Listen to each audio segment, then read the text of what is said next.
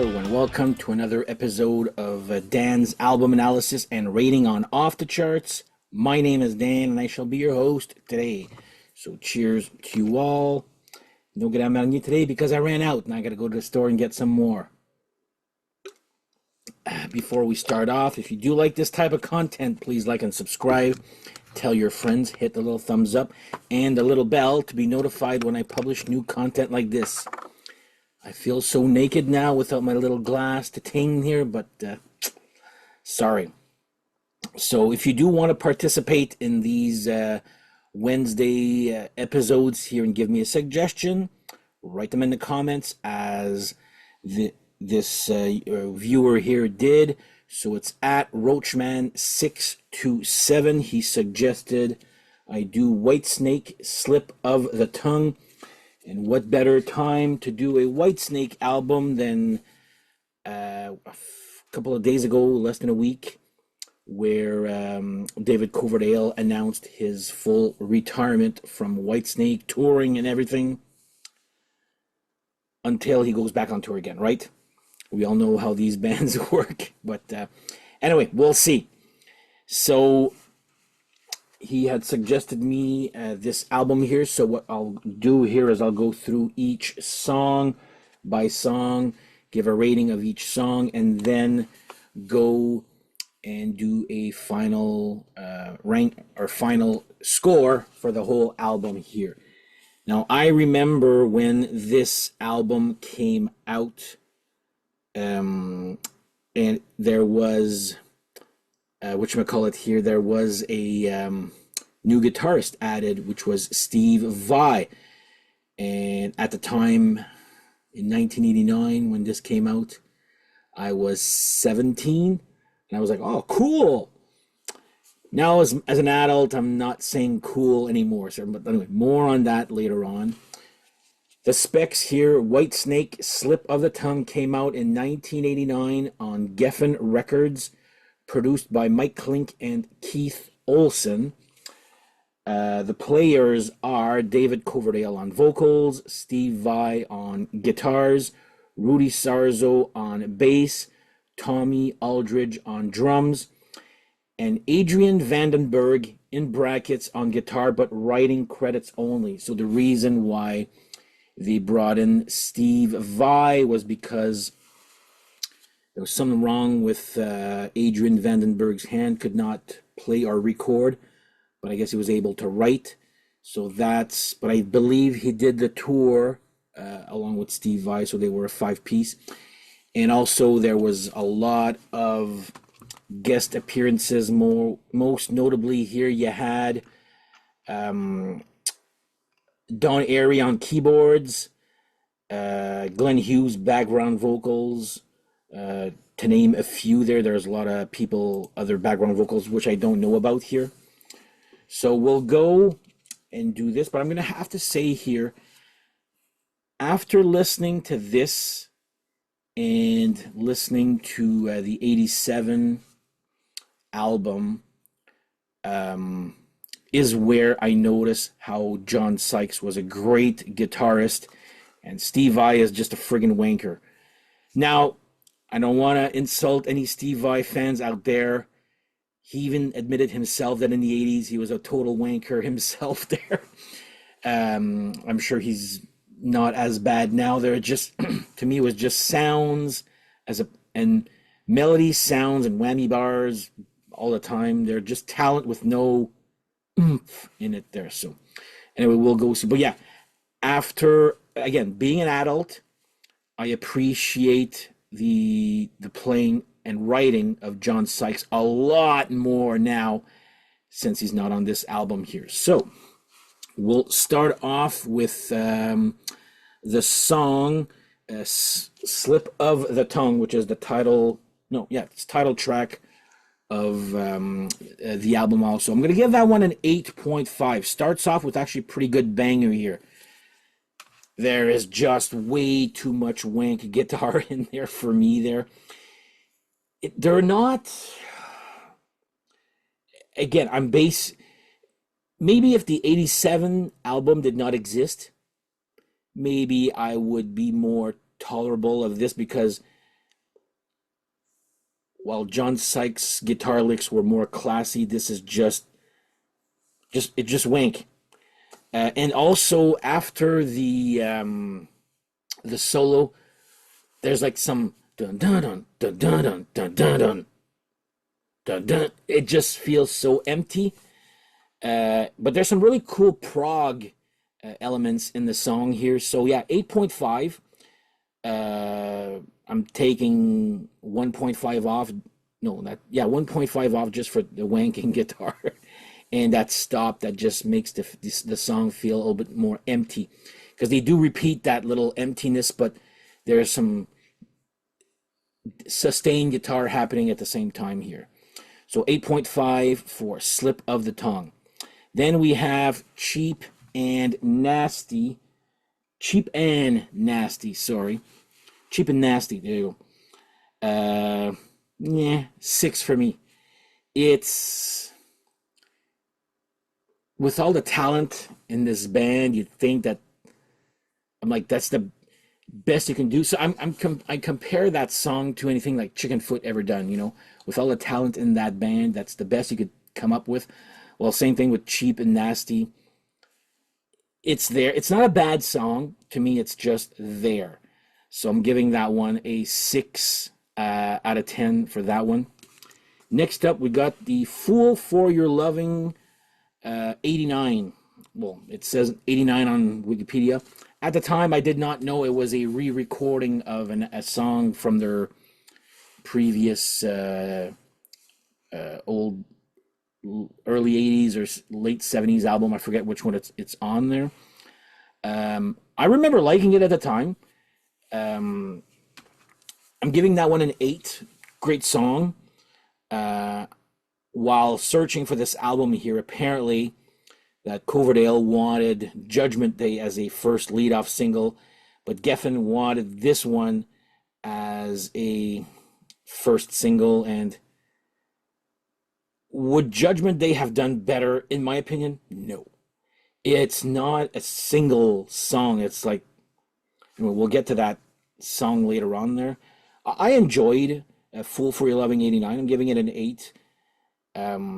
Again, there's a little bit of wanking guitar in it there. It's going to be a common theme here, guys, on this album here. Not trying to diss Steve Vai. I know there's a lot of people here that watch this channel that like Steve Vai. In the 80s, to me, he was just like annoying. So, anyway, Fool for Your Loving 89, an 8. Now You're Gone, which is the next song, which is probably the song that I enjoyed the most at the time. I didn't even buy this album. I was buying cassette singles at the time. I remember having that one. I don't remember if I had other cassette singles from this album here, because I believe the B-side was Slowpoke Music. I know I had Slowpoke Music on a B-side to something, and I know I had Now You're Gone also. Maybe it's that one here. Anyway, that one gets a 7. Pretty decent. You think it's going to be a ballad, but it's not. It's like a slowish power ballad rocker, maybe. I don't consider that one a ballad. But there's a really cool change of key for the "You're all I want." Na na na na na na na. It's hard to mind. That part there changes key there. One sec there. Anyway, cool song. I put it a 7. I enjoyed it a lot more back then. Probably would have been an 8 or a 8 back then, maybe even a 9. I don't know. Now it's like a 7. It's a good song there. Next up, to finish off side 1, we've got Kittens Got Claws. This is actually one of the deep cuts I didn't really know about until I bought the album here. Pretty good song. I'm going to give it a 7. It's got one of the better guitar solos out there, but it's still wanks, guys. Yeah, Kittens Got Claws is pretty decent. So yeah, 7 out of 10 for me. Then we go to side 2, where we've got Wings of the Storm. Now, I thought if this song was something else, I'm giving that one a 6.5. It's good, not great. It's just there again for me. Um, don't really have any, I think, anything else to say regarding. I have more to say with the last four songs here, but yeah, Wings of the Storm gets a 6.5 out of 10. Then we get The Deeper the Love. If you had asked me that question maybe 20 years ago, I would have probably given this song a zero, like a two. I remember back then, like we all did, we watched a Power Hour and Tate videos at the same time. And then, of course, you would rewatch those videos, and every time The Deeper the Love would come on, I would be fast forwarding. I hated that song. Now it's got pretty cool bridge part. You're all I want. Na, na, na, na. Anyway, but is that the song? Yeah, is that the part? Or am I singing Now You're Gone Again? Whatever. There was a cool little bridge I remember in Deeper the Love, which is why I boosted it up to a 5. I still think it's my least favorite song. I know lots of people love this song, but it never did anything for me, this one here. So yeah, The Deeper the Love gets a 5 for me. Next up, we got Judgment Day. Now that is a song, okay? First of all, I'm giving it a 9. There's some great proggy stuff here, but would this have been a great first single or video? No, I don't think this is single material. Um, I know Fool for Your Loving did okay. I don't think this would have been. I don't think this would have done better. I mean, I still give it a 9, right? Like I love it, right? But is it? I'm talking for the general public. Would they have loved that as a first single? I personally don't think so. It yeah, it's still got some wanky soloing in it there, but I just don't think it would have been a great first single. But it is a great song. It's well placed where it is. It's again great, some great proggy elements to the song there. So yeah, 9 out of 10 for that one. Easily my favorite song of the album and the most original. Next up, we've got Slowpoke Music again, which I had on one of those cassette singles. I remember that one there, just thinking it was okay, and I still think it's okay. I'm giving it a 6, but this is gonna be Steve Vai's least worst solo. um, it's it's an okay song. There's nothing great about it. So yeah, 6 out of 10. And next up, we've got Sailing Ships. And again, I'm putting that one as 6. Thank God for the last 2 minutes, because the first 4 minutes, this is a 6-minute song. And it's a slow song. I mean, I'm not a lyrics guy. Okay, I think you guys know by now, I do enjoy vocal melodies over guitar work. And even the vocal melody, I think, is actually pretty weak for the first 4 minutes. But at the end, it really does crank up. And I do like the last two. Like I said, I wrote, thank God for the last 2 minutes of this song here. Does it end an album well? I guess. It's just by the time it cranks up, I've already lost interest in the song there. But for this episode, I went through the whole thing. So the final tally of this album here is 6.9 out of 10. As much as I love that 87 one, this was just not as strong as. Is it?